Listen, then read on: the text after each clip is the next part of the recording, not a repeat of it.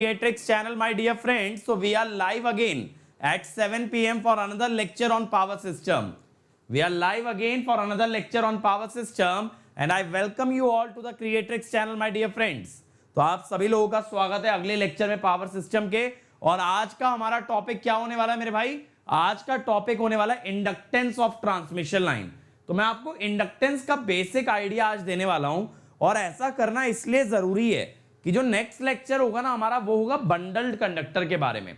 और bundled conductor मैं आपको तभी समझा सकता हूं जब पहले आपको इंडक्टेंस का फॉर्मूला, इंडक्टेंस का कंसेप्ट बहुत बेहतरीन तरीके से क्लियर रहे। तो this concept is a prerequisite for going to bundled conductor, क्योंकि कंडक्टर में बस एक ही कैटेगरी अपनी बची है, that is the bundled conductor. अब देखो, सबसे पहले let me introduce myself for my friends who are meeting me for the first time.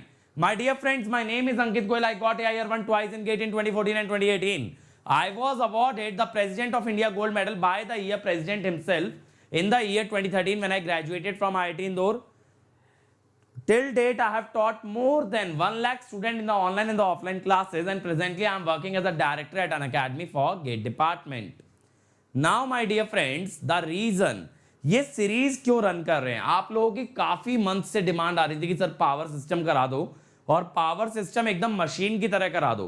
तो मैं आपको पावर सिस्टम एक लेवल और ऊपर लेके जा रहा हूं, मशीन से भी एक लेवल आगे लेके जा रहा हूं, जहां पे कि हम लोग विजुअलाइज भी कर रहे हैं, समझ भी रहे हैं, डिराइव भी कर रहे हैं और आने वाले टाइम में क्वेश्चंस भी करेंगे। आने वाले लेक्चर्स में क्वेश्चंस भी करेंगे, लेकिन हम लोग मशीन से भी एक लेवल ऊपर आ गए हैं। और जिन लोगों को नहीं पता, इस चैनल पे इलेक्ट्रिकल मशीन का कंप्लीट प्लेलिस्ट अवेलेबल है, तो आप डिटेल में मशीन्स कवर कर सकते हो। और सैटरडे संडे मशीन का क्रैश कोर्स करा रहा हूं, वो भी अटेंड कर सकते हो।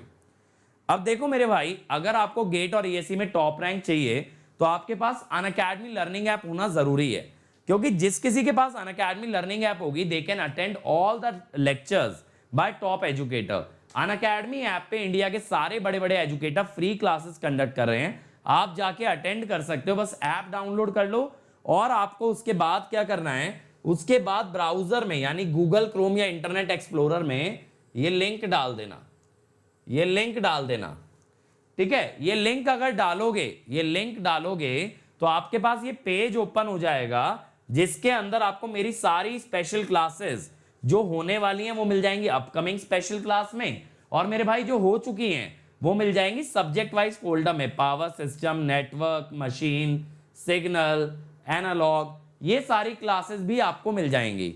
और इससे फायदा क्या होगा कि जितने भी टॉपिक आपके लिए प्रॉब्लमैटिक हैं, जैसे पावर सिस्टम में भी मैंने फॉल्ट और लोड फ्लो को छोड़ के सारा कुछ यहां कवर करा रखा है, तो आप चाहोगे तो आप देख सकते हो डायरेक्टली। एनालॉग में बीजेटी मॉसफेट कवर करा रखा है, वो कवर कर लो, क्योंकि इस संडे एनालॉग का टेस्ट ले रहा हूं, इस संडे अनअकैडमी ऐप पे एनालॉग का टेस्ट ले रहा हूं। तो अनअकैडमी ऐप पे test series, live quiz, free lecture सब कुछ चलता है, इसीलिए ऐप जरूर डाउनलोड कर लेना। अब इसके अलावा देखो, प्लस पे भी आ सकते हो मेरे भाई। प्लस पे आने से क्या मिलता है, सभी बड़े एजुकेटर्स, टॉप एजुकेटर्स की live classes, daily practice paper homework के लिए, ठीक है, संडे क्विजेस, इसके अलावा test series, previous year question, question bank मिलता है। इसके अलावा crash course, rank improvement batch, doubt batch. जैसे मैं हर हफ्ते 1 घंटा सिर्फ कोर सब्जेक्ट्स के डाउट सॉल्व करता हूं, machine, power system, power electronics और मेजरमेंट, ये चारों सब्जेक्ट के डाउट्स मैं सॉल्व करता हूं। तो ये सब फैसिलिटी आपको मिलती है प्लस पे। और आइकॉनिक पे आओगे तो और बेहतर है, आइकॉनिक पे मिल जाएगा पर्सनल कोच। अब मेरे भाई ये जो पर्सनल कोच है ना, ये आपके लिए सारी स्ट्रेटेजी बनवाएगा, शेड्यूल बनवाएगा, टाइम टेबल बनवाएगा, डेली का हर चीज करवाएगा, और आपकी टेस्ट सीरीज के एनालिसिस को देखते हुए आपकी स्ट्रेंथ वीकनेस भी बताएगा, आपको इंप्रूवमेंट की स्ट्रेटेजी भी बताएगा। तो जब इतने सारे प्लान्स आपके पास ऑलरेडी होंगे, ठीक है, इतने सारे प्लान्स जब आपके पास ऑलरेडी होंगे तो मेरे भाई कभी भी डीमोटिवेशन आने की जरूरत ही नहीं पड़ेगी और आप मोटिवेटेड वे में बहुत बढ़िया तैयारी कर सकते हो। इसके अलावा स्टडी मटेरियल मिलेगा आइकॉनिक के अंदर, नोट्स और क्वेश्चन बैंक, मेंस का Q&A प्रैक्टिस मिलेगा, स्टडी प्लानर मिलेगा, और इसके अलावा एक्सपर्ट गाइडलाइंस मिलेंगी, ठीक है। और बहुत तेजी से निकल रहा, आइकॉनिक में बहुत सारे बच्चे एनरोल कर चुके हैं, जिन्होंने प्लस लिया था वो भी अपग्रेड कर चुके हैं। तो जल्दी से प्लस या आइकॉनिक ज्वाइन कर लो, जो भी बढ़िया लगे, बट आपको कोड याद रखना है अंकित ESE। इस कोड से आओगे इमीडिएट 10% डिस्काउंट पाओगे और साथ साथ मेरी गाइडेंस में पढ़ पाओगे। लेकिन अगर लेट हो गए मेरे भाई, तो इस मंथ इसका प्राइस बढ़ने वाला है। प्राइस बढ़ गया तो बाद में पछताओगे, ठीक है। उससे बढ़िया है कि अभी अनअकैडमी पे आ जाओ, बाद में रिग्रेट करके कोई फायदा नहीं है, ठीक है भाई। चलो, इतनी बातें क्लियर हो जाती हैं तो आज के टॉपिक पे चलते हैं। आज हमारा टॉपिक क्या है? Inductance of the transmission line. तो इंडक्टेंस पे जाने से पहले मैं आप लोगों से बात करता हूं इक्विवेलेंट सर्किट के बारे में, ठीक है। इक्विवेलेंट सर्किट के बारे में बात करता हूं। तो इक्विवेलेंट सर्किट के अंदर क्या क्या दिखाते हैं, पहले तो बात कर लो इक्विवेलेंट सर्किट होता क्या है, क्योंकि बहुत लोगों को यह भी क्लैरिटी नहीं होती इक्विवेलेंट सर्किट का मीनिंग क्या है। इक्विवेलेंट सर्किट एक ऐसा सर्किट होता है जिस सर्किट से अगर आप पैरामीटर डिराइव करो, वोल्टेज, करंट, इंपीडेंस, कुछ भी, ये पैरामीटर प्रैक्टिकल लाइन के कंपैरेटिव रहेंगे या प्रैक्टिकल लाइन के क्लोज रहेंगे, समझ रहे हो। तो मेरे भाई अगर कोई भी सर्किट एक्चुअल सिस्टम के जैसा रिजल्ट दे दे तो that is called as the equivalent circuit. उसे क्या बोलते हैं? Equivalent circuit. तो इक्विवेलेंट सर्किट की जरूरत क्या होती है? देखो, एक तो प्रैक्टिकल लाइन है जो बाहर खंबे पे टंगी हुई है, ठीक है, और एक सर्किट है जो आप अपनी कॉपी में बनाने वाले हो। अब ये सर्किट अगर बाहर टंगी हुई लाइन जैसा रिजल्ट दे दे तो इसका मतलब क्या हुआ? इसका मतलब ये हुआ आपका सर्किट सही था और आप जो रिजल्ट निकालोगे वही लाइन का भी रिजल्ट आएगा। तो मुझे लाइन पे चेक करने की जरूरत नहीं है, आपके सर्किट से आया हुआ रिजल्ट मेरे लिए एक्सेप्टेबल है। बात क्लियर हो रही है? मेरे लिए एक्सेप्टेबल है। तो इसीलिए हम लोग बात करते हैं इक्विवेलेंट सर्किट की। अब इक्विवेलेंट सर्किट में हम क्या दिखाते हैं? हम दिखाते हैं रेजिस्टेंस, इंडक्टेंस, इंडक्टेंस में भी सेल्फ इंडक्टेंस, और ये ABBCCA ये हो गई म्यूचुअल इंडक्टेंस। फिर हम दिखाते हैं कैपेसिटेंस। कैपेसिटेंस लाइंस के बीच में जो होती है उसे कहते हैं इंटरलाइन कैपेसिटेंस, इंटरलाइन कैपेसिटेंस, ठीक है। तो ये चीजें दिखाते हैं। इसके अलावा लीकेज कंडक्टेंस भी दिखाते हैं, लीकेज कंडक्टेंस भी दिखाते हैं जो लीकेज करंट को रिप्रेजेंट करती है। मैंने आपको बताया था एक लीकेज करंट फ्लो करता है लाइन से टावर में, टावर से ग्राउंड में, उसके लिए क्या दिखाना पड़ता है? एक G दिखाना पड़ता है जो कैपेसिटर के पैरेलल लगता है। वो अभी मैंने नहीं दिखाया है। मेन 3 पैरामीटर होते हैं R, L और C, R, L और C। ये 3 पैरामीटर हमेशा आपको सर्किट में दिखाने पड़ेंगे मेरे भाई, R, L एंड C। ये बात याद रखना, ठीक है, ये बात याद रखना। इतनी बात क्लियर है? चलो, और मेरे भाई जो नोट्स के लिए आप लोग परेशान हो रहे हो, तो मैं बहुत जल्द एक लिंक आपको देने वाला हूं जहां सारे वीडियो, सारे नोट्स अवेलेबल रहेंगे। इस वीकेंड तक मैं तैयार करके आपको नेक्स्ट वीक तक प्रोवाइड कर दूंगा। फिर चाहे मशीन हो, फिर चाहे पावर इलेक्ट्रॉनिक्स हो, फिर चाहे पावर सिस्टम हो। लेकिन पावर इलेक्ट्रॉनिक्स के नोट्स ऑलरेडी मैंने टेलीग्राम पे प्रोवाइड किए थे, पावर सिस्टम के करता जा रहा हूं साइड बाय साइड, और मशीन के हैंड रिटन भी मैं आप लोगों को दे चुका हूं, ठीक है। आगे चलते हैं। अब देखो, इसमें शुरुआत हम कर रहे हैं इंडक्टेंस से, ठीक है। आज हम शुरुआत कर रहे हैं इंडक्टेंस से। तो इंडक्टेंस सबसे बड़ी बात आती है, इंडक्टेंस क्यों दिखाया जाए, इंडक्टेंस का पर्पस क्या है। देखो क्या होता है, ट्रांसमिशन लाइन जब करंट कैरी करती है, ट्रांसमिशन लाइन जब करंट कैरी करती है मेरे भाई, तो उसके चारों तरफ बनती है मैग्नेटिक फील्ड। ये मान लो वायर है, इसमें अगर करंट फ्लो करेगा तो इसके चारों तरफ बनेगी आपकी मैग्नेटिक फील्ड। अब मैग्नेटिक फील्ड एक ऐसी प्रॉपर्टी है जो कि इंडक्टर एग्जिबिट करता है। मैग्नेटिक फील्ड एक ऐसी प्रॉपर्टी है जो इंडक्टर एग्जिबिट करता है। तो इसीलिए जब कभी मैग्नेटिक फील्ड बनेगी तो आप उसको शो कैसे करोगे सर्किट में? By means of an inductor, by means of an inductor. अब अगर ये दो वायर्स हैं, फ्लक्स एक वायर से दूसरी वायर तक जा रहा है, तो यहां आएगी म्यूचुअल इंडक्टेंस। एक वायर का फ्लक्स उसी वायर में, तो वहां आएगी सेल्फ इंडक्टेंस, वहां आएगी सेल्फ इंडक्टेंस। इसीलिए 2 तरह की इंडक्टेंस होती हैं, सेल्फ और म्यूचुअल, सेल्फ और म्यूचुअल। सेल्फ वो जो अपना फ्लक्स खुद से लिंक करे, म्यूचुअल वो जब अपना फ्लक्स दूसरे से लिंक करे। अब देखो आपने देखा होगा एक टावर पे कई सारी वायर जारी होती हैं, तो एक वायर से करंट से बनने वाली मैग्नेटिक फील्ड ऑब्वियसली दूसरी वायर को इंपैक्ट करेगी, तो वो तो होगी म्यूचुअल। और अगर अपनी मैग्नेटिक फील्ड खुद ही में ईएमएफ बनाए, खुद ही में फ्लक्स बनाए, दैट इज सेल्फ। तो देखो हम अभी सिंगल वायर के बारे में बात करने वाले, मैं एक से ज्यादा वायर नहीं लूंगा इंडक्टेंस का बेसिक कवर करने के लिए। तो सबसे पहले मैं बात कर रहा हूं इंटरनल इंडक्टेंस की। तो मेरे भाई इंटरनल इंडक्टेंस क्या होती है? एक ऐसी इंडक्टेंस जो किस फ्लक्स से बनती है? जो फ्लक्स कंडक्टर के अंदर है।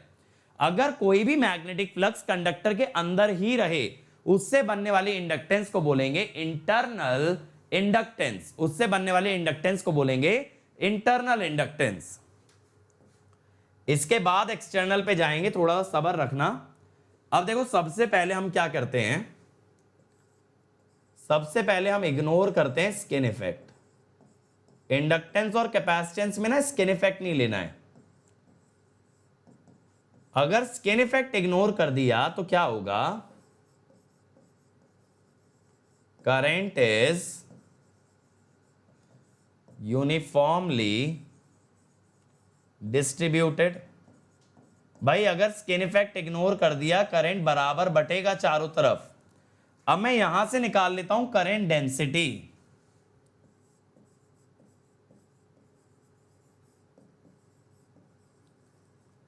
Current density. अब आप अगर राइट में फिगर देखोगे, ये फिगर में मैंने दिखाया है कि कंडक्टर का रेडियस है r। कंडक्टर का रेडियस क्या है? r। और मेरे भाई लाइक नहीं किया अभी सभी लोगों ने, व्यूअर्स ज्यादा है, लाइक बटन हिट करते जाना, अटेंडेंस मार्क करनी कंपलसरी है। अब करंट डेंसिटी आ गई I by pi R square.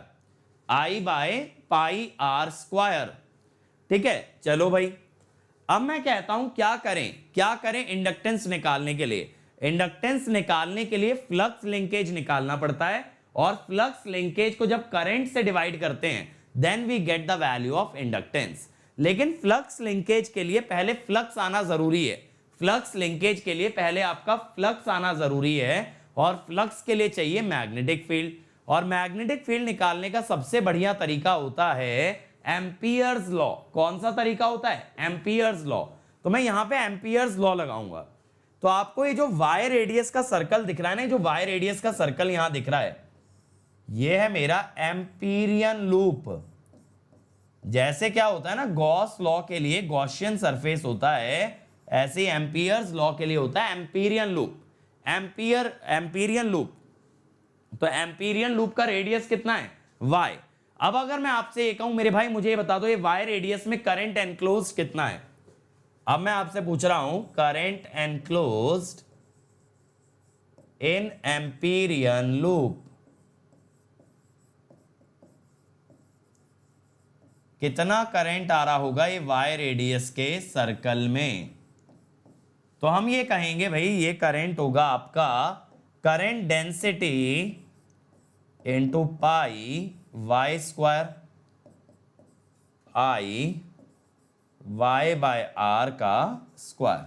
I into Y by R का स्क्वायर, इतना करंट आपका एम्पीरियन लूप के अंडर है। अब आप क्या जानते हो एम्पियर्स लॉ कैसे लगाना है? ये सब बच्चे जानते हैं। कैसे लगेगा एम्पियर्स लॉ? एम्पियर्स लॉ लगेगा मेरे भाई integral H dot D L equal to current enclosed. अब H डॉट डी एल हो जाएगा H इंटू 2 पाई वाई। ये होगा I Y square by R square. y से y अगर काट दोगे मेरे भाई तो I Y by 2 pi R square, ये बन गया। ये तो आ गई मैग्नेटिक फील्ड इंटेंसिटी।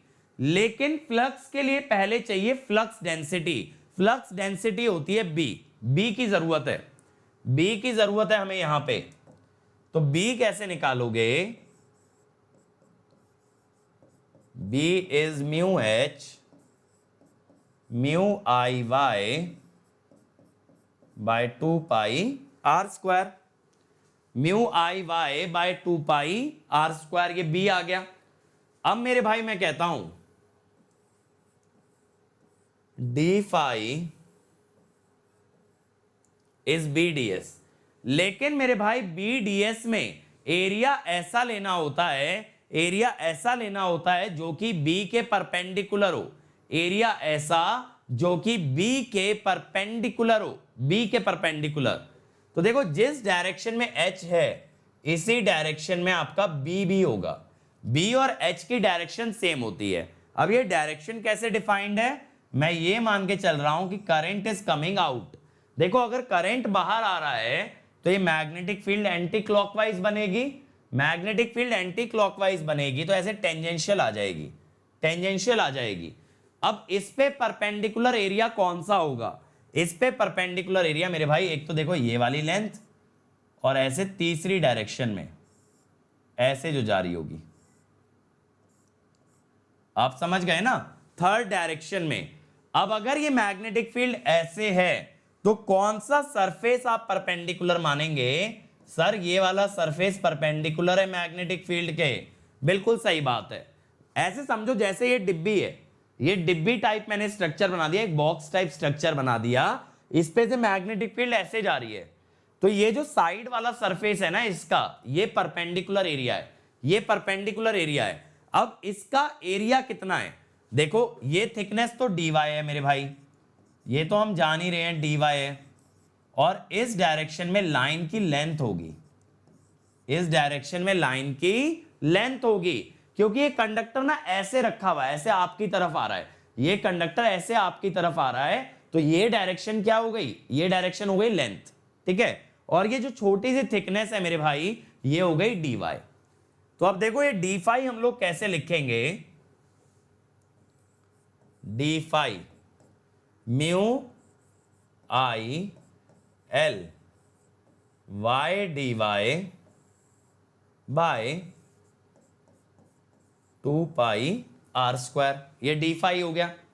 अब लेकिन मेरे भाई काम फ्लक्स से नहीं चलेगा, चाहिए क्या, फ्लक्स लिंकेज, चाहिए क्या, फ्लक्स लिंकेज। फ्लक्स लिंकेज कैसे निकलती है, phi into number of turns, phi into number of turns, N से मल्टीप्लाई करना पड़ता है।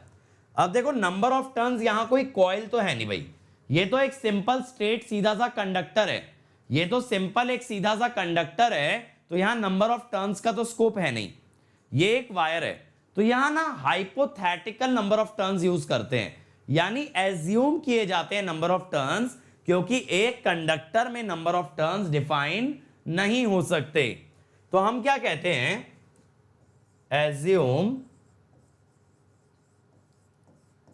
assume that conductor represents one turn,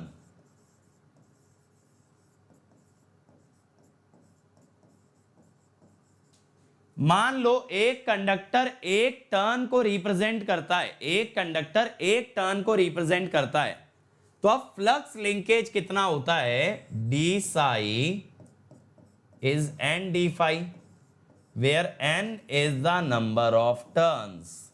मैंने आपको बताया ना आप डायरेक्टली नंबर ऑफ टर्न्स नहीं ले सकते, क्योंकि यहां पे कोई कॉइल नहीं है, यहां पे कोई कॉइल नहीं है, ठीक है। तो इसीलिए आपको पूरे कंडक्टर को एक टर्न मानना पड़ेगा।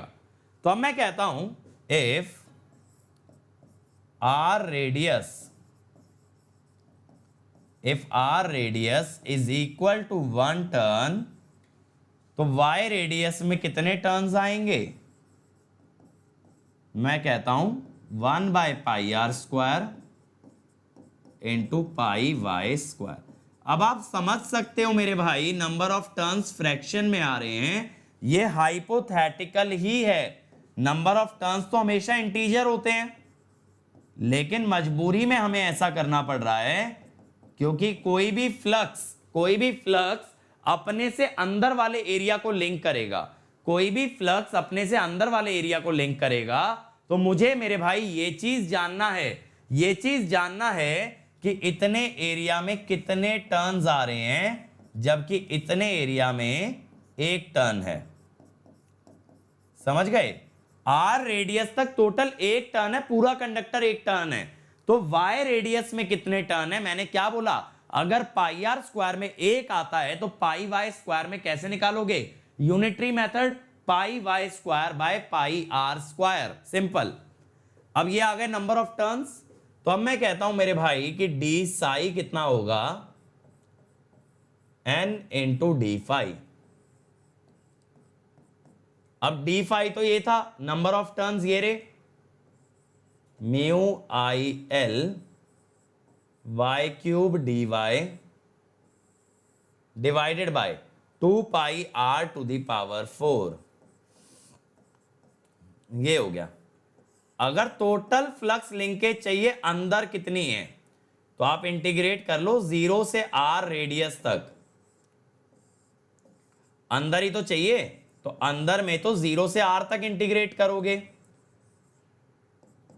अब मेरे भाई ये वाला R4 था ना, यहां पे थोड़ी सी गलती हो गई है। Mu I L Y cube का इंटीग्रेशन बता दो मेरे भाई, वाई क्यूब का y4/4। अब जब लिमिट्स डालोगे तो R4 से R4 कट जाएगा, mu I L bye 8 pi, mu I L bye 8 पाई। अब देखो मेरे भाई साई बाय आई कितना होगा? Mu L by 8 pi. This is your internal inductance. लेकिन ये समझ आ रहा है, देखो ये इंडक्टेंस लेंथ के प्रोपोर्शनल है। मेरे किसी पिछले वीडियो में मैंने बोला भी था कि इंडक्टेंस लेंथ के प्रोपोर्शनल आती है, इंडक्टेंस लेंथ के प्रोपोर्शनल आती है, और वो मैंने यहां पे आपको प्रूव भी करके दिखा दिया। मैंने यहां आपको प्रूव भी करके दिखाया inductance is proportional to length, ठीक है। अब लेकिन देखो इस इंडक्टेंस की यूनिट क्या होगी? इसकी यूनिट होगी हेनरी। हेनरी एक्चुअल में ना म्यू जो होता है वो म्यू नॉट के करीब होता है, क्योंकि एल्यूमिनियम इज पैरामैग्नेटिक। तो आप ज्यादातर जगह ये देखोगे कि आपको म्यू नॉट ही करके दिया जाएगा, ठीक है। कंफ्यूजन ना रहे इसलिए बता रहा हूं। अगर आप इसको लेंथ से डिवाइड कर दो तो ये हो जाएगा हेनरी पर मीटर, हेनरी पर मीटर। अब ये हो गया डिस्ट्रीब्यूटेड एलिमेंट, ये हो गया डिस्ट्रीब्यूटेड एलिमेंट कि सारे में इंडक्टेंस डिस्ट्रीब्यूटेड है, हर जगह इंडक्टेंस डिस्ट्रीब्यूटेड है। तो ये हो गया distributed element per unit length. अब अगर आप चाहोगे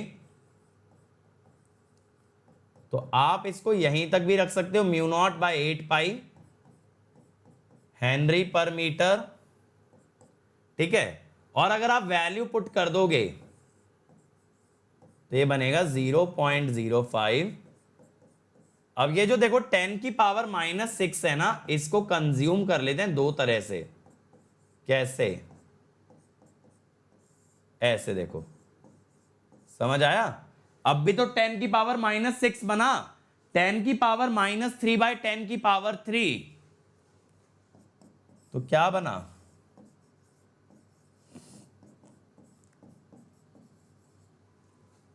मिली हेनरी पर किलोमीटर।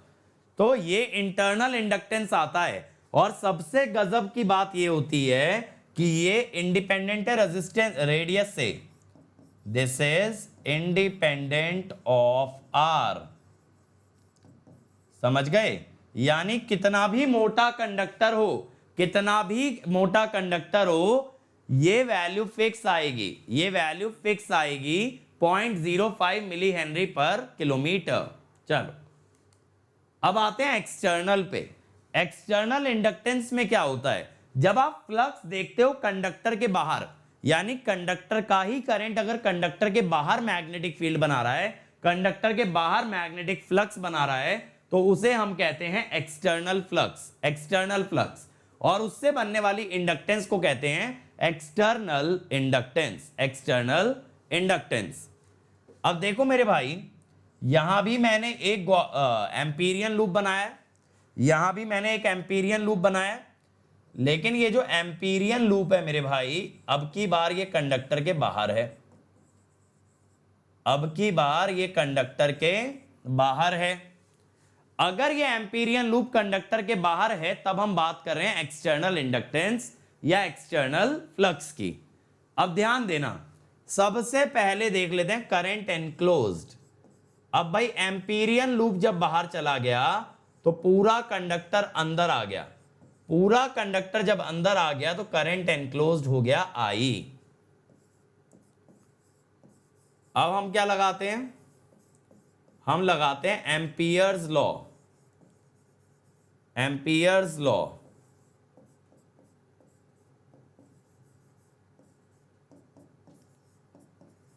ठीक है। एम्पियर्स लॉ जब लगाते हैं तो H into 2πy, H into 2πy ये आता है I, तो H हो जाता है I by 2πy, I by 2πy, ठीक है। I बाय 2πy आऊगा, ठीक है।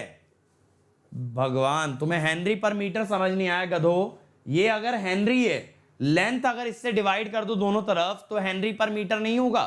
दोनों तरफ अगर लेंथ से डिवाइड कर दो, इंडक्टेंस है हेनरी और हेनरी को लेंथ से डिवाइड करें तो हेनरी पर मीटर नहीं बनेगा। क्या करते हो मेरे भाई तुम लोग, बिल्कुल ही कॉन्सेंट्रेशन जीरो है, ठीक है। अब ये आ गया H। अब आप क्या कहेंगे, आप कहेंगे सर फ्लक्स डेंसिटी चाहिए, यहां एयर में निकाल रहे हो तो म्यू नॉट H कर दो, mu naught I by 2πy, mu naught I by 2πy, ठीक है, mu naught I by 2πy। अब देखो इसके अंदर क्या होगा, इसके अंदर क्या होगा, ये B आ गया।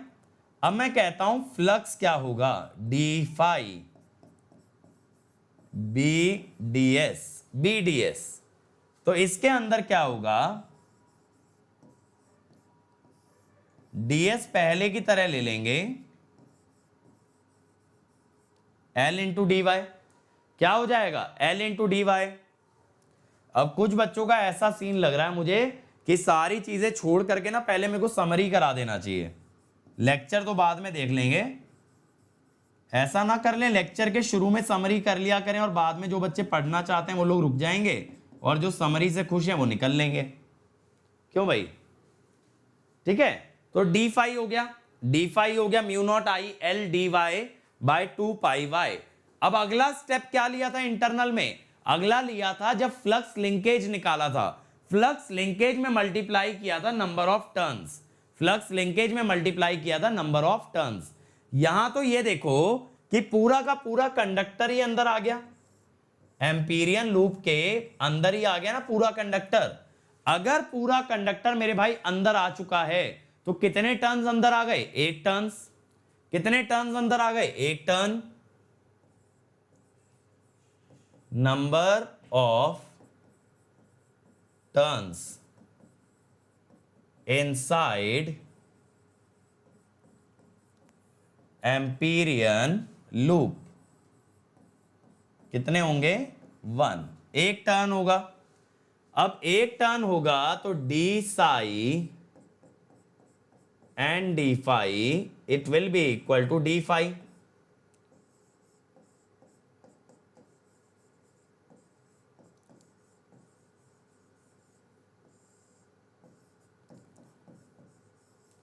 अब देखो क्या करना है, साई निकालने के लिए आप इसका इंटीग्रेशन कर लें।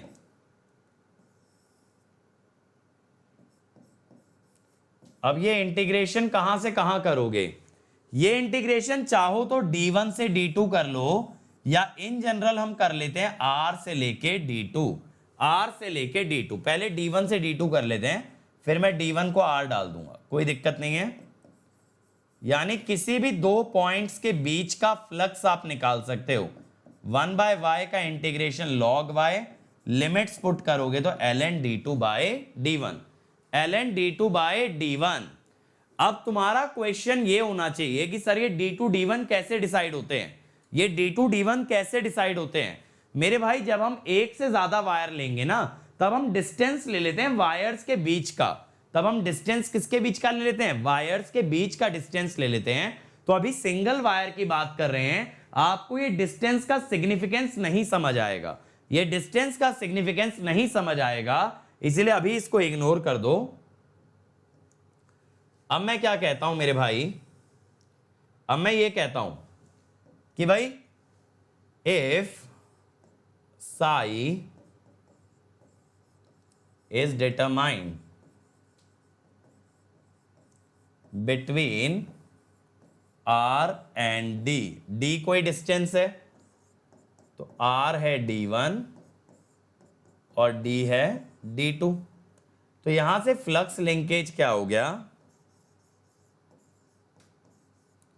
Mu naught I L by 2 pi L N D by R. अब यहां से भी अगर आप साई बाय आई निकालोगे तो मिलेगी आपको एक्सटर्नल इंडक्टेंस। एक्सटर्नल इंडक्टेंस ये कितनी मिलेगी देख लो, ये मिल जाएगी मेरे भाई mu naught by 2 pi L N D by R. इसकी यूनिट होगी हेनरी और यहां एल भी है, एल भी है। अब अगर आप हेनरी को लेंथ से डिवाइड कर दो तो ये क्या मिल जाएगा? ये मिल जाएगा हेनरी पर मीटर। क्या मिल जाएगा? हेनरी पर मीटर। हेनरी पर मीटर क्या बता रहा है कि भैया मैग्नेटिक फील्ड या फिर आपकी इंडक्टेंस जगह जगह फैली हुई है लाइन में। समझ रहे हो? जैसे मेरे पास मान लो मेरे पास ये वायर है, ये वायर है ना, वायर सब लोगों को दिखना चाहिए, वायर दिख रहा है। इस वायर के ना हर पॉइंट पे, इस वायर के हर पॉइंट पे इंडक्टेंस है, that is called as distributed. और अगर मैं कह दूं इस वायर की पूरी इंडक्टेंस बस इस पॉइंट पे लगी है, अगर इस वायर की पूरी इंडक्टेंस बस इस पॉइंट पे लगी है दैट इज लंप्ड, और अगर हर पॉइंट पे फैली है दैट इज डिस्ट्रीब्यूटेड। तो जब मैं हेनरी पर मीटर में आ गया, तो मैंने कहा हर मीटर में इतनी इतनी इंडक्टेंस है, माने वो पूरे में डिस्ट्रीब्यूटेड है। तो ये जो पर मीटर में पैरामीटर चलते हैं they are the distributed parameter, they are not the lumped parameter. अब आप कहोगे सर लंप्ड और डिस्ट्रीब्यूटेड पे इतना फोकस क्यों?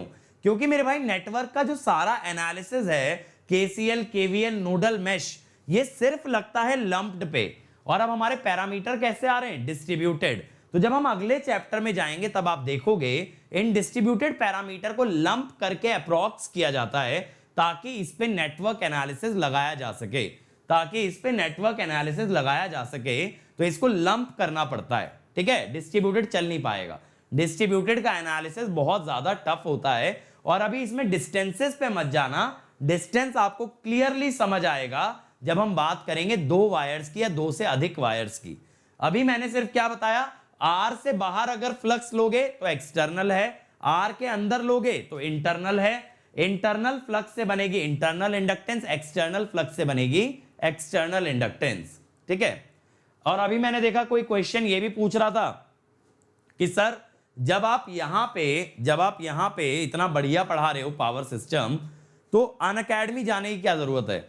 मेरे भाई देखो, यहां पे आप मुझसे इंटरैक्ट नहीं कर सकते, आप मुझसे डाउट नहीं पूछ सकते हो, बिल्कुल भी इंटरेक्शन नहीं है, वन वे कम्युनिकेशन है, मूवी की तरह देखो, मजा आएगा। लेकिन अनअकैडमी में आपको एकदम क्लासरूम वाली फील आ जाएगी, जहां आपको दिखेंगे और कौन बच्चे क्लास अटेंड कर रहे हैं, आपका उनसे भी इंटरेक्शन होगा, मुझसे भी इंटरेक्शन होगा, और बातचीत में कब समय निकल जाएगा पता नहीं चलेगा।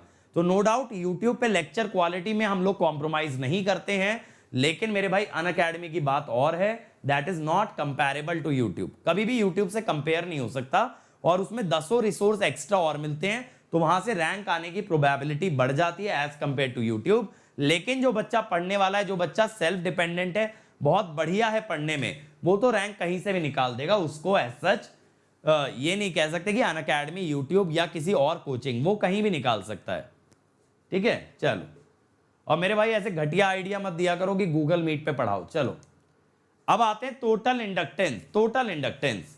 अब ये टोटल इंडक्टेंस क्या चीज होती है? टोटल इंडक्टेंस होती है जहां टोटल फ्लक्स लिया जाए, इंटरनल भी और एक्सटर्नल भी। तो टोटल इंडक्टेंस के अंदर हम बात करते हैं इंटरनल और एक्सटर्नल की। तो म्यू नॉट बाई 8 पाई, ठीक है। और जिन लोगों को टेलीग्राम पे आना है नोट्स के लिए, लेक्चर के एंड तक वेट करो, मैं खुद बताऊंगा टेलीग्राम चैनल, लेकिन लेक्चर खत्म होने से पहले निकलना मत, निकल जाओगे तो कभी नहीं जान पाओगे, ठीक है। तो इंटरनल प्लस एक्सटर्नल हो गई। अब ना देखो, मैं इसमें से mu naught by 2 pi common ले लेता हूं, ये बच जाता है, ठीक है। 1/4 को हम लिख सकते हैं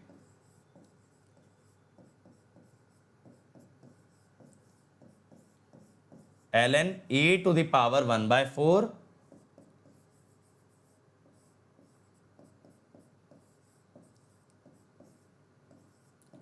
log of a plus log of b, log of ab, log of ab।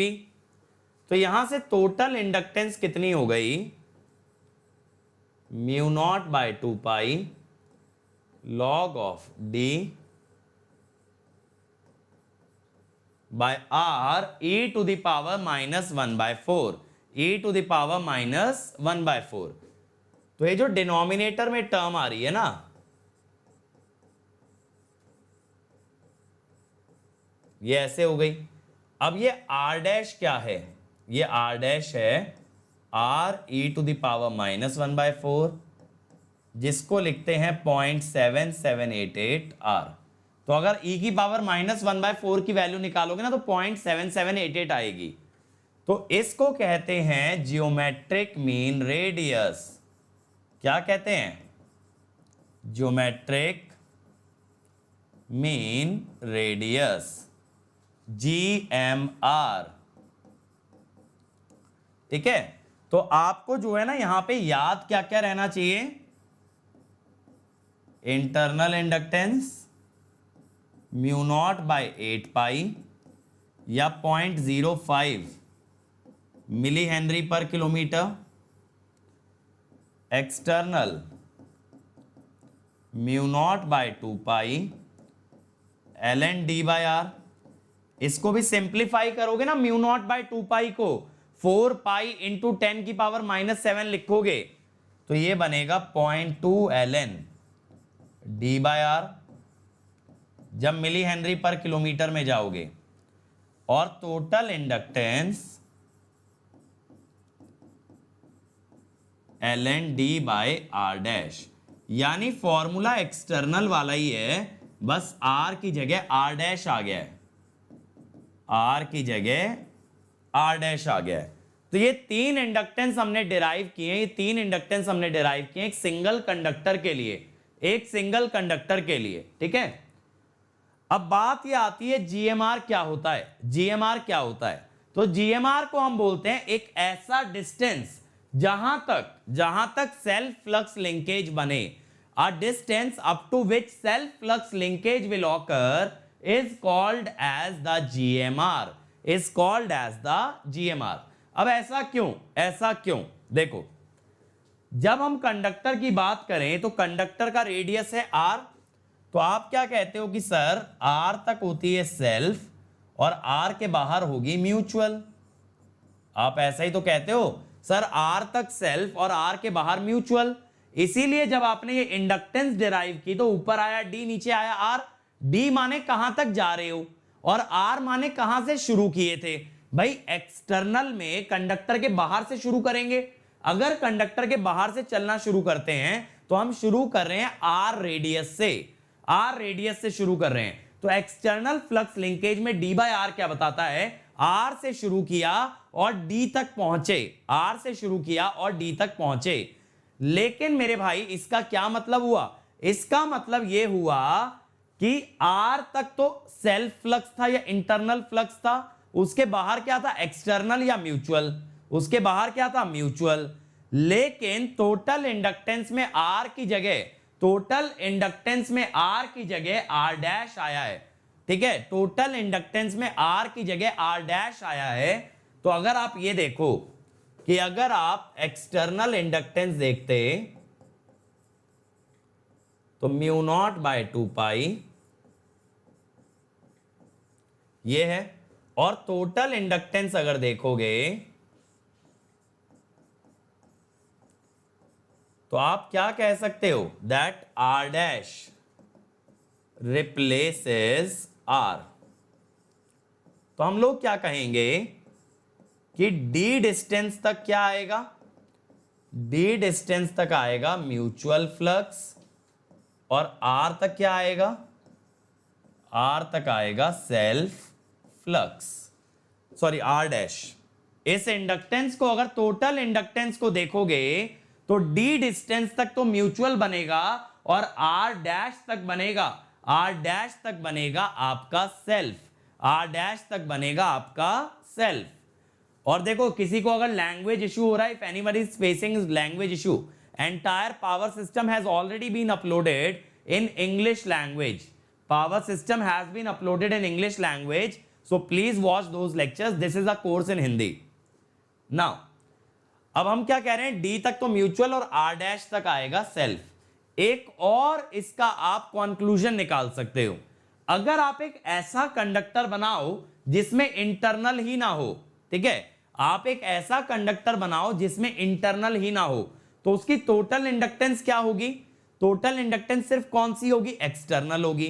External में नीचे क्या आता है, आर। तो मैं कहता हूं देखो, एक कंडक्टर लो विद इंटरनल, एक तो आपने कंडक्टर ले लिया ये वाला, ठीक है, जिसमें आर डैश आ रहा था। Now consider a hypothetical conductor, देखो hypothetical conductor with no internal flux, तो इसकी जो इंडक्टेंस होगी, इसकी जो इंडक्टेंस होगी मेरे भाई वो कितनी होगी, सिर्फ एक्सटर्नल वाली होगी ना, इसकी बस एक्सटर्नल वाली होगी। अब अगर मैं कह दूं कि दोनों की इंडक्टेंस बराबर होनी चाहिए, तो ये हाइपोथेटिकल का रेडियस किसके बराबर आएगा, जीएमआर के। हाइपोथेटिकल का रेडियस आएगा किसके बराबर, जीएमआर के। यानी अगर आप एक ऐसा कंडक्टर ले लो जिसके अंदर इंटरनल फ्लक्स लिंकेज ना हो, जिसके अंदर इंटरनल फ्लक्स लिंकेज ना हो, और फिर भी अगर आप बराबर इंडक्टेंस चाहते हो, तो आपको जो हाइपोथेटिकल कंडक्टर है उसका रेडियस किसके बराबर रखना पड़ेगा, जीएमआर के। तो दो तरह से आप जीएमआर को डिफाइन करोगे, effective distance of the self flux linkage और radius of the hypothetical conductor which does not have any internal flux but still has the same inductance, which does not have any internal flux but still has the same inductance। अब आगे आते हैं, अब देखो मैं आ गया two wire line पे, यानी जहां अब एक कंडक्टर फॉरवर्ड पाथ का काम करेगा और दूसरा कंडक्टर करेगा रिटर्न पाथ का। जैसे मान लो ये है फॉरवर्ड माने जो करंट लेके जाए सोर्स से लोड, रिटर्न माने जो वापस लेके आए लोड से सोर्स, जो वापस कहां लेके आए, लोड से सोर्स, ठीक है। अब लोड से सोर्स, अच्छा एक चीज बताओ, बच्चे ये पूछ रहे हैं सर इसका बेनिफिट क्या हुआ, बेनिफिट क्या हुआ आर डैश लेने का। तो ये एक लड़का पूछ रहा है, हर्षित मेरे भाई तुम्हारा नाम हर्षित रखने का बेनिफिट क्या हुआ, बताओ तुम्हारा नाम हर्षित रखने का बेनिफिट क्या हुआ। हम आर डैश की डेफिनेशन दे रहे हैं, तुम उसका बेनिफिट पूछ रहे हो। यही तो बात है मेरे भाई, अकल किसी बाजार में बिकती नहीं है। आई और माइनस आई, आई और माइनस आई क्यों, आई और माइनस आई क्यों, कि फॉरवर्ड वाला अगर सोर्स से लोड ले जा रहा है, सोर्स से लोड ले जा रहा है तो उसका करंट है आई, तो जो उल्टा लाएगा उसका करंट क्या हो गया, minus I, because current needs a close loop, current needs a close loop. तो एक कंडक्टर अगर करंट लेके जाएगा so second one will bring it back.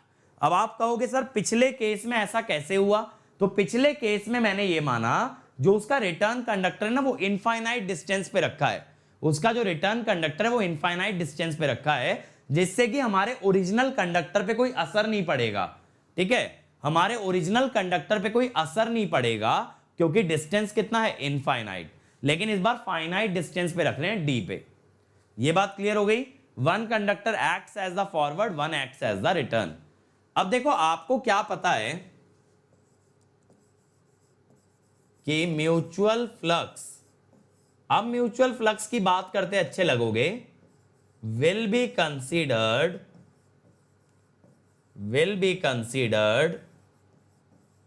up to distance d, up to distance d। ठीक है, क्यों d? क्योंकि दोनों वायर d डिस्टेंस पे रखी हैं, दोनों वायर d डिस्टेंस पे रखी हैं मेरे भाई, तो म्यूचुअल d तक ही लोगे, d के आगे निकल गए तो अगली वायर के भी आगे निकल जाओगे, अगली वायर के आगे निकल गए तो कहां से म्यूचुअल बनेगा? ठीक है, चलो अब मेरे भाई देखो A वाले का क्या इंडक्टेंस होगा? Mu naught by 2 pi ln d by r1 dash, d by r1 dash. ये तो हम डिराइव कर चुके हैं ना। बस अब जो आप पहले d डिस्टेंस ऐसे ही ले लेते थे, जो पहले आप d डिस्टेंस रैंडमली ले रहे थे, अब उसका एक मीनिंग है। क्या मीनिंग है उसका? दोनों कंडक्टर के बीच का डिस्टेंस। LB क्या होगा? अब देखो ये तो आपको मैंने क्रॉस सेक्शनल व्यू दिखाया है, क्रॉस सेक्शनल व्यू दिखाया है। इसका एक्चुअल डायग्राम अगर आप साइड व्यू ड्रॉ करोगे,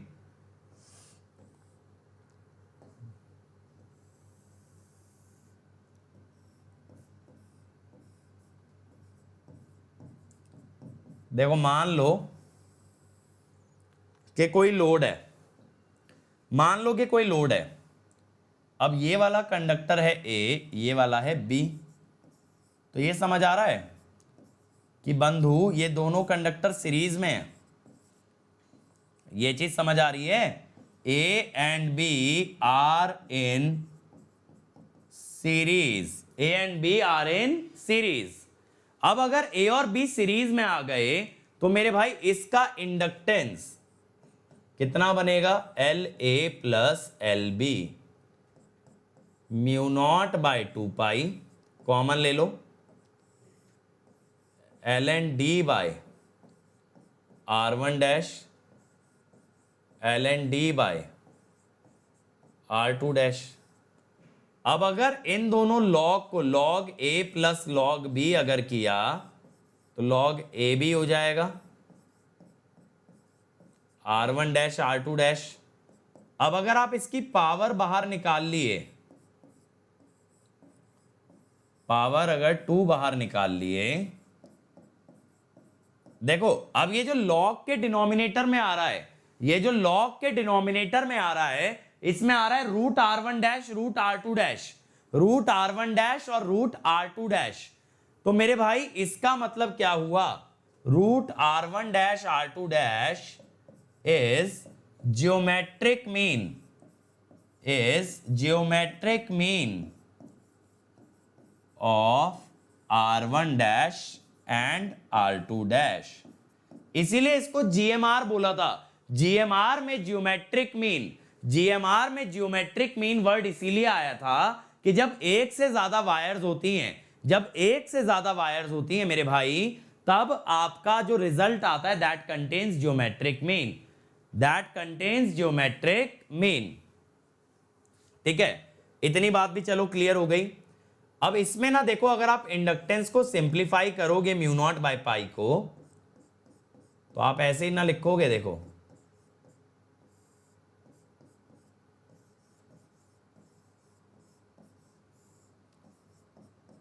ऐसे ही तो लिखोगे। अब पाई से पाई कट गया, 10 की पावर -6 तो आप यूनिट में खा जाते हो, है ना, यूनिट में निकाल देते हो ना 10 की पावर -6, तो ये बन गया milli henry per kilometre, milli henry per kilometre. तो 0.4 ln d by r dash, 0.4 ln d by r dash. ये बात क्लियर है? तो देखो मैंने आपको क्या बताया कि भाई यहां पे हमने d डिस्टेंस ऐसे ही कोई भी रैंडम डिस्टेंस मान लिया था, ऐसे ही कोई भी रैंडम डिस्टेंस मान लिया था कंडक्टर के बाहर। देखो d डिस्टेंस मैंने ऐसे ही कुछ भी मान लिया था, लेकिन अब मैंने क्या बोला, अब जो d डिस्टेंस है वो डी डिस्टेंस क्या रिप्रेजेंट करता है? Distance between the conductors. ये रिप्रेजेंट करता है डिस्टेंस बिटवीन द कंडक्टर्स, क्योंकि हम डी डिस्टेंस लेते हैं म्यूचुअल फ्लक्स का। आर तक तो क्या होता है? सेल्फ। तो आर तो आ ही रहा है मेरे भाई, आर या आर डैश तो आ ही रहा है सेल्फ फ्लक्स वाला। डी किसके लिए होता है? म्यूचुअल के लिए। डी किसके लिए होता है? म्यूचुअल के लिए। तो म्यूचुअल आपको कहां तक लेना है? जहां तक वायर्स के बीच का डिस्टेंस है, क्योंकि उस तक ही म्यूचुअल फ्लक्स बनेगा। भाई सिंपल सी बात ये सोच के देखो, आपके मेरे बीच की बात तो वहीं तक है जहां तक मैंने बोला आपने सुना। अगर आपके आगे गई तो हमारे बीच की बात नहीं हुई। ऐसे हमारे बीच का फ्लक्स तब है जब एक कंडक्टर से दूसरे कंडक्टर जाए, उसके आगे या उसके पीछे रह गया तो वो म्यूचुअल नहीं है, म्यूचुअल नहीं है। ठीक है, चलो अब आ जाते हैं जीएमडी पे। ये जो डी डिस्टेंस होता है मेरे भाई, इसे कहते हैं GMD, geometric mean distance. Geometric mean distance. अब श्रुति का सवाल आ रहा है, क्या दोनों डी सेम है? श्रुति, अगर दिल्ली से गाजियाबाद का डिस्टेंस मान लो 100 किलोमीटर है, तो गाजियाबाद से दिल्ली का कितना होगा? दिमाग लगाओ थोड़ा सा। चलो, अब जीएमडी क्या होता है? जीएमडी क्या होता है? इफेक्टिव डिस्टेंस जहां तक म्यूचुअल फ्लक्स लिंकेज हो। जैसे सेल्फ फ्लक्स लिंकेज, जैसे सेल्फ फ्लक्स लिंकेज कहां तक थी? आर डैश तक। तो जीएमडी कौन सा डिस्टेंस है? जीएमडी कौन सा डिस्टेंस है? जहां तक होती है mutual flux linkage, mutual flux linkage. तो इस केस में हमारा ये जो डी है, ये जो हमारा डी है, D is the GMD, D is the GMD. अब मेरे भाई यहां पे लेकिन आपको अगेन ज्योमेट्रिक मीन नजर नहीं आया। ज्योमेट्रिक मीन तो दिखा नहीं मुझे। अगर मुझे ज्योमेट्रिक मीन नहीं दिखा मेरे भाई, तो ज्योमेट्रिक मीन मैंने क्यों लगाया?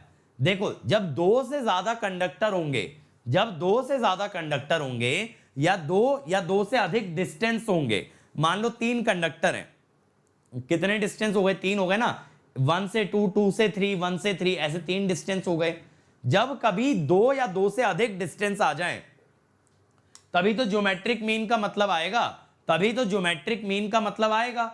नहीं तो यहां तो आप ये भी कह सकते हो ना, जीएमडी लेना था भाई, 1 से 2 का डिस्टेंस है डी, 2 से 1 का डिस्टेंस भी है डी। लो भाई, तो भी आ गया डी, हो गया ना ज्योमेट्रिक मीन। ए से बी का डिस्टेंस डी और बी से ए का डिस्टेंस डी, तो इन दोनों का ज्योमेट्रिक मीन क्या बन गया? डी। तो जीएमडी क्या बताता है? It is the effective distance of the mutual flux linkage. जब दो कंडक्टर्स के बीच में मैग्नेटिक फील्ड एक्सचेंज हो, तब उस डिस्टेंस को क्या कहते हैं? जीएमडी। अब इसका फिजिकल सिग्निफिकेंस क्या होता है? फिजिकल सिग्निफिकेंस देखो क्या होता है। अब हम क्या कहते हैं, मान लो ये ऐसे ना n कंडक्टर्स हैं, मान लो अगर इन्हें आपको रिप्लेस करना है सिर्फ 2 कंडक्टर से, सिर्फ 2 कंडक्टर से, और 2 कंडक्टर कैसे? जिनमें सेम म्यूचुअल हो। यहां पे मान लो कि म्यूचुअल फ्लक्स है फाई, यहां पे मान लो म्यूचुअल फ्लक्स है फाई, तो मैं चाहता हूं यहां भी म्यूचुअल फ्लक्स कितना हो? यहां भी म्यूचुअल फ्लक्स कितना हो? फाई। तो ये जो 2 कंडक्टर आप प्लेस कर रहे हो, इनके बीच का डिस्टेंस रखना पड़ेगा जीएमडी। ठीक है, यानी n नंबर ऑफ कंडक्टर्स का सिस्टम है, अगर उसे 2 कंडक्टर से रिप्लेस करना है, तो उन 2 कंडक्टर्स के बीच का डिस्टेंस क्या होना चाहिए? कितना होना चाहिए? जीएमडी। जीएमडी, जैसे हमने बोला था सेल्फ फ्लक्स को सेम रखते हुए हाइपोथेटिकल कंडक्टर का रेडियस होता है जीएमआर, ऐसे म्यूचुअल को सेम रखते हुए 2 कंडक्टर्स के बीच का डिस्टेंस कहलाता है जीएमडी। यानी जीएमडी एक ऐसा मेथड है जो हमारे लिए चीजें आसान कर रहा है, जिंदगी आसान कर रहा है। कैसे? n कंडक्टर से आसान है 2 कंडक्टर, तो अगर n कंडक्टर को 2 कंडक्टर पे ले आए तो चीजें इजी हो जाएंगी। लेकिन n से 2 पे आने के लिए उनके बीच का डिस्टेंस कितना लिया जाएगा? जीएमडी। कितना लिया जाएगा? दोबारा बोलो, जीएमडी। ये बात का ध्यान रखना है, 2 कंडक्टर से रिप्लेस कर दो, but placed at a distance GMD. और ऐसे ही अगर एक कंडक्टर को बिना इंटरनल फ्लक्स वाले कंडक्टर से रिप्लेस करें, तो उसका रेडियस क्या होता है? जीएमआर। अगर एक कंडक्टर को बिना इंटरनल फ्लक्स वाले कंडक्टर से रिप्लेस करें तो उसका रेडियस लेते हैं GMR। अब क्या होता है देखो, अगर हमारे पास n कंडक्टर्स हैं, n कंडक्टर्स हैं, मुझे इसमें इसके अंदर एक कंडक्टर का फ्लक्स लिंकेज चाहिए कि एक कंडक्टर से कितना फ्लक्स लिंक कर रहा है या एक कंडक्टर से कितना फ्लक्स पास कर रहा है, एक कंडक्टर से कितना फ्लक्स पास कर रहा है, तो that is flux linkage of conductor in a group. अब इसमें suppose I want it for conductor I, if we want to derive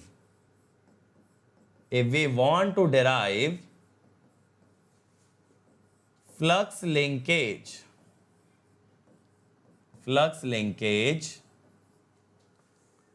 of conductor I due to itself, खुद की वजह से, as well as due to other conductors, अपनी वजह से तो निकालना ही है, बाकी कंडक्टर्स की वजह से भी निकालना है, बाकी कंडक्टर्स के कारण भी निकालना है। तो इसका फॉर्मूला ना ऐसे आता है, देखो ये मैं डेराइव नहीं करा रहा हूं आप लोगों को, डेरिवेशन इज नॉट रेलिवेंट, ठीक है। डेरिवेशन मैंने प्लस पे तो कराया था, लेकिन यूट्यूब पे मुझे ऐसा कोई सेंस नहीं दिख रहा है, बहुत कम जनता को समझ में आएगा, और दूसरी बात है डेरिवेशन का कहीं यूज भी नहीं आएगा।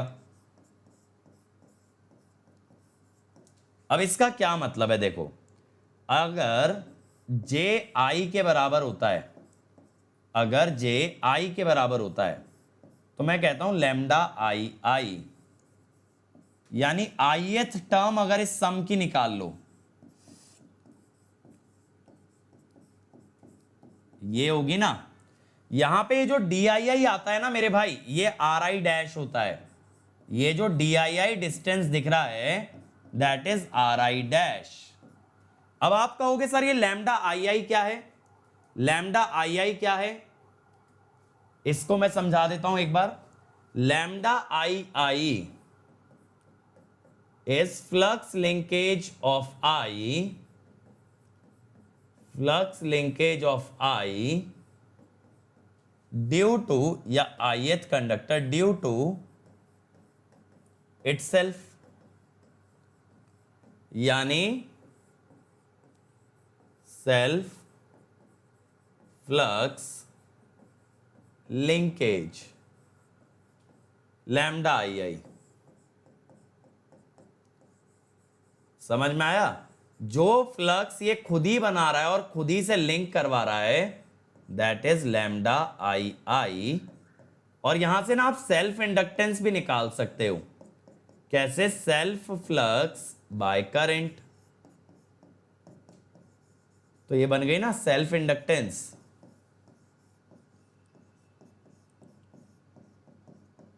ठीक है, अब ऐसे ही अगर आप कोई kth टर्म लेते हो, यानी J की जगह अगर मान लो K वाला लो, जैसे J जा रहा है 1 से लेके n तक, जैसे J जा रहा है 1 से लेके n तक, आपने ले लिया 5, आपने ले लिया 6, आपने ले लिया 7, कुछ ऐसा नंबर चूज कर लिया, तो ये वैल्यू अगर J की जगह K रखोगे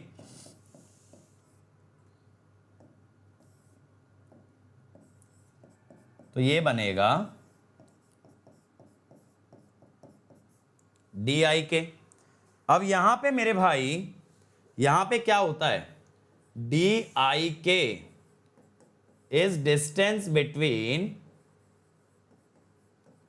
I एंड K, दो कंडक्टर्स के बीच का डिस्टेंस है। और ये फ्लक्स का मतलब क्या है, इसका मतलब है flux linkage of I, flux linkage of I due to K, flux linkage of I due to K। अगर I का फ्लक्स देखें और K की वजह से देखें तो ये तो म्यूचुअल हो गया ना, तो लैम्डा IK क्या हो गया, म्यूचुअल हो गया। तो किसी भी कंडक्टर में जब टोटल फ्लक्स देखा जाता है वो खुद की वजह से भी होता है सेल्फ, और बाकियों की वजह से भी होता है म्यूचुअल। तो लैम्डा आई के से आप एल म्यूचुअल निकाल सकते हो, दैट इज लैम्डा आई के बाय आई के, तो mu naught by 2 pi L N 1 by D I K. तो ऐसे ना आपसे सेल्फ और म्यूचुअल कभी पूछता है तो आप इस फ्लक्स लिंकेज की मदद से निकाल सकते हो, ठीक है, सेल्फ भी निकाल सकते हो और म्यूचुअल भी। और यूनिट जो है ना सबकी हेनरी पर मीटर या मिली हेनरी पर किलोमीटर ही चलेगी। तो ये फॉर्मूला काफी इंपॉर्टेंट है, ये आपको याद रखना है। ये फॉर्मूला आपको याद रखना पड़ेगा।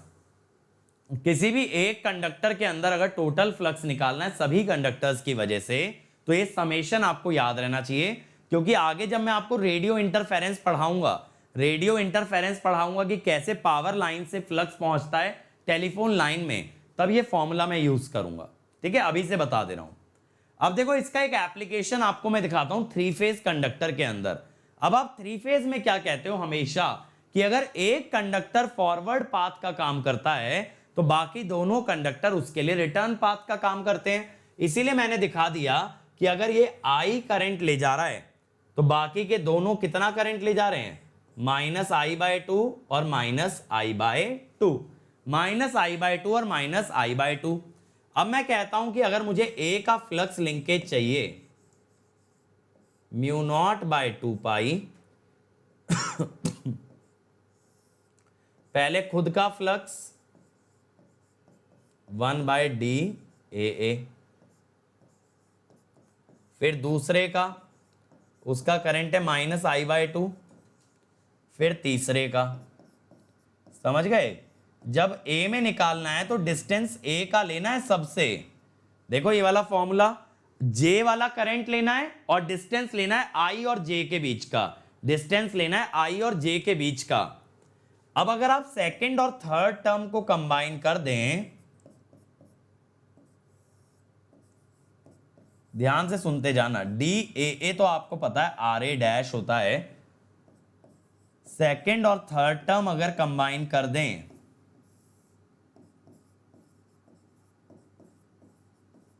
तो ये बनेगा। अब ये जो 2 वाला फैक्टर है ना I/2 में, इसको ना जरा पावर में ले लो, इसको आप पावर में ले लो। देखो अब पावर में लोगे तो 1/2 पावर में हो जाएगा स्क्वायर रूट। तो अब ये देखो, ये जो टर्म आ रही है ना रूट DAB DAC, ये एक्चुअल में GMD है, ठीक है, ये एक्चुअल में GMD है, क्योंकि इसमें जो फर्स्ट टर्म है, जो आपकी फर्स्ट टर्म है मेरे भाई, वो क्या रिप्रेजेंट कर रही है, सेल्फ फ्लक्स। मैं आपको समझाता हूं इस मेथड का मतलब क्या निकलेगा। सेकेंड टर्म बता रही है म्यूचुअल फ्लक्स, सेकेंड टर्म क्या बता रही है, म्यूचुअल फ्लक्स। लेकिन म्यूचुअल फ्लक्स में हमने 2 टर्म्स को एक टर्म से रिप्लेस कर दिया है। क्या है वो टर्म, DAB DAC का ज्योमेट्रिक मीन। इसका देखो क्या मतलब है कि पहले जो A कंडक्टर था या A फेज था उसमें म्यूचुअल B और C दोनों की वजह से था, A में म्यूचुअल B और C दोनों की वजह से था। लेकिन B और C वाले जब 2 कंडक्टर्स को आप रिप्लेस करोगे एक सिंगल कंडक्टर से जो कितना करंट कैरी कर रहा है, -I, जब B और C वाले 2 कंडक्टर्स को एक कंडक्टर से रिप्लेस करोगे जो कितना करंट कैरी कर रहा है, -I, तब उसे कितने डिस्टेंस पे लगाना पड़ेगा, √DAB DAC। कितने डिस्टेंस पे लगाना पड़ेगा, √DAB एंड DAC। बात को समझो, थोड़ा फील करो मेरे भाई। 3 कंडक्टर थे, ये एक कंडक्टर था, इसमें 2 कंडक्टर म्यूचुअल बना रहे थे। ये 2 कंडक्टर्स की जगह अगर एक कंडक्टर ले आए तो इससे कितने डिस्टेंस पे रखें, दैट इज GMD। समझ गए? एक कंडक्टर में अगर 50 कंडक्टर म्यूचुअल बनाते हैं, उन 50 को अगर एक से रिप्लेस करो तो उसे इसके कितनी दूरी पे लाके रखना पड़ेगा, दैट इज GMD।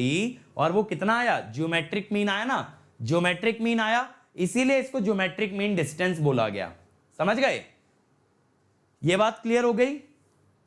तो देखो हमें बेसिक चीजें समझ आ गई। इंडक्टेंस, तो आज मैंने क्या क्या बता दिया? Internal inductance, external, total, single phase 2 wire line, और इसके अंदर मैंने और क्या बता दिया आपको? फ्लक्स लिंकेज का कॉन्सेप्ट, फ्लक्स लिंकेज।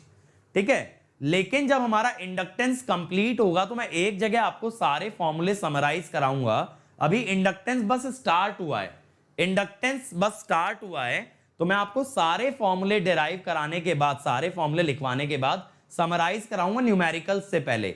इसीलिए समरी के पीछे अभी मत भागो, पहले कंसेप्ट सीख लो, मैं समराइज करा दूंगा before we go to numericals. ठीक है ना? तो flux linkage of conductor in a group, ये फॉर्मूला आपको याद रखना है। ठीक है, ये फॉर्मूला ना बहुत कम लोग पढ़ाते हैं, लेकिन ये बहुत इंपॉर्टेंट है। जब मैं आपको रेडियो इंटरफेरेंस पढ़ाऊंगा ना, तब आप समझोगे कि पावर लाइन और टेलीफोन लाइन के अंदर कैसे इंडक्शन होता है। ठीक है, चलो, तो अभी के लिए मैं आपको एक बार बेसिक चीजें समराइज करा देता हूं, क्योंकि नहीं तो बहुत सारे बच्चों की उम्मीदें रह जाएंगी। ठीक है, नहीं तो कुछ सोचेंगे सर ने समरी नहीं लिखवाई। कुछ बच्चे शुरू से वेट इसीलिए कर रहे हैं कि समरी दी जाए। और मेरे भाई अगर टेलीग्राम चैनल मांगते रहते हो तो रुका तो करो लास्ट तक। कुछ बच्चे भागने पहले लगेंगे, फिर कहेंगे नोट्स कहाँ हैं। अरे भाई नोट्स का ही बता रहे हैं, लेकिन रुकना जरूरी है ना उसके लिए।